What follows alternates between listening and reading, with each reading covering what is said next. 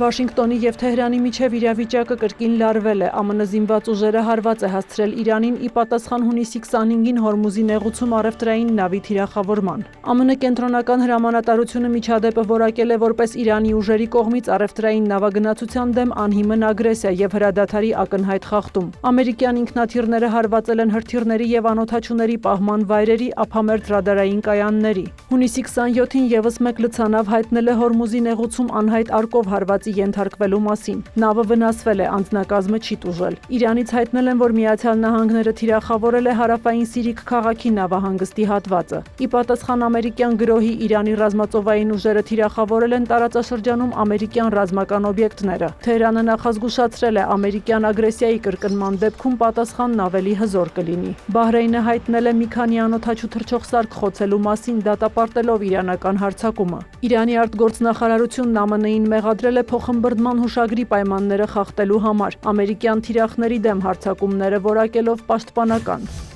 Իսրայելը, Լիբանանը և ԱՄՆ-ը Վաշինգտոնում եռակողմ շրջանակային համաձայնագիր են ստորագրել Իրանի կողմից աջակցվող Հզբոլլահ շարժման և հրեական պետության միջև մարտերը դադարեցնելու շուրջ։ Փաստաթղթի համաձայն իսրայելական ուժերը կշարունակեն մնալ Լիբանանի հարավի այսպես կոչված անվտանգության գոտում, մինչև Հզբոլլահը չզինաթափվի։ Լիբանանի զինված ուժերը պետք է վերականգնի վերահսկողությունն ամբողջ երկրի նկատմամբ և զինաթափի բոլոր ոչ պետական զինված խմբավորումներին։ Այս գործընթացը տեղի կունենա աստիճանաբար։ Լիբանանի բանակը լիարժեք վերահսկողություն կհաստատի նախապես համաձայնեցված փորձնական հատվածների նկատմամբ, որից հետո իսրայելական ուժերը փուլային կերպով դուրս կգան այնտեղից։ Իսրայելը շեշտել է, որ Լիբանանում տարածքային հավակնություններ չունի և իր գործողությունները Հզբոլլահի սպառնալիքի հետևանք են։ Կողմերը հայտարարել են նաև, որ ձգտում են ավարտել միմյանց դեմ հակամարտությունը, ապահովել երկու երկրների ինքնիշխանությունն ու անվտանգությունը և բարիդրացիական խաղաղ հարաբերություններ հաստատել։ Հզբոլլահի առաջնորդը քննադատել է համաձայնագրի ստորագրումը, այն անվանելով ստորացուցիչ։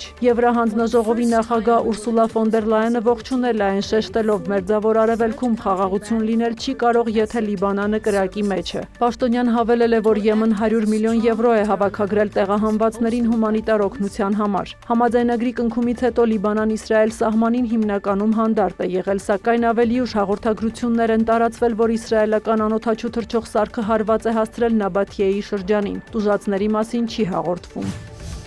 Վենեսուելայում տեղի ունեցած երկու հզոր երկրաշարժերի զոհերի թիվը հասել է 920-ի, ավելի քան 3360 մարդ վիրավոր է։ Զոհերի թվում կա առնվազն 40 օտարերկրացի։ Բազմաթիվ մարդիկ դեռ անհետ կորած են։ Վենեսուելային ժամանել փրկարարական խմբեր ԱՄՆ-ից, Մեքսիկայից, Սալվադորից, Ֆրանսիայից, Մեծ Բրիտանիայից, Շվեյցարիայից, Իտալիայից և այլ երկրներից։ Մարդասիրական օգնության մատակարարումը հեշտացնելու համար ԱՄՆ-ն ժամանակավորապես կասեցրել է Վենեսուելայի դեմ սահմանված մի շարք պատժամիջոցներ։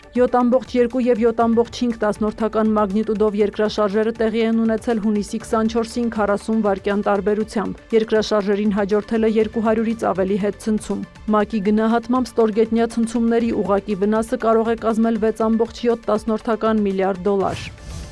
Կիևը հրթիռային հարված է հասցրել Վոլգոգրադին, օգտագործելով ուկրաինական արտադրության Ֆլամինգո թևավոր հրթիռներ։ Հարվածի թիրախ է դարձել Տիտան բարիկադներ գործարանը, ռուսական ռազմարդյունաբերական համալիրի առանցքային ձեռնարկություններից մեկը։ Վոլգոգրադի մարզի ղեկավարը հայտնել է 1 զոհի 11 վիրավորի մասին։ Բելգորոդի և Բրյանսկի մարզերում կա մեկական զոհ, Ռոստովի մարզում 12 վիրավոր։ Ռուսական ուժերն էլ Զապորոժիեում հարվածել են նավթամթերքի գործարանի։ Սումիում հարվածների տակ է հայտնվել քաղաքացիական ենթակառուցվածքը, 18 մարդ վիրավորվել է։ Ավելի վաղ կողմերը ռազմագերիների փոխանակում են կատարել 160-160-ի դիմաց սկզբունքով։ Եվրոպայում տապի ալիքը կշարունակվի նաև առաջիկա 2 օրերին։ Մի շարք երկրներում գրանցվել է ռեկորդային բարձր ջերմաստիճան։ Ֆրանսիայում շոկի հետ կապված մահվան դեպքերն աճել են։ 55 մարդ ջրահեղձ է եղել չվերահսկվող ջրային տարածքներում լողալու պատճառով։ 4 երեխա մահացել է շոկ մեքենաներում։ Իսպանիայում գրանցվել է գրեթե 330 մահվան դեպք, որոնք կապված են շոկի հետ։ Գերմանիայի Զաարբրյուքեն քաղաքում ջերմաստիճանը հասել է 41.3-ի, ինչը երկրում երբևէ գրանցված ամենաբարձր ջերմաստիճանն է։ Տապի ալիքը տարածվել է նաև Բելգիայում, Նիդերլանդներում, Չեխիայում, Ավստրիայում, Բալկանյան երկրներում։ Սյուզաննա Չրաղյան, լուրեր։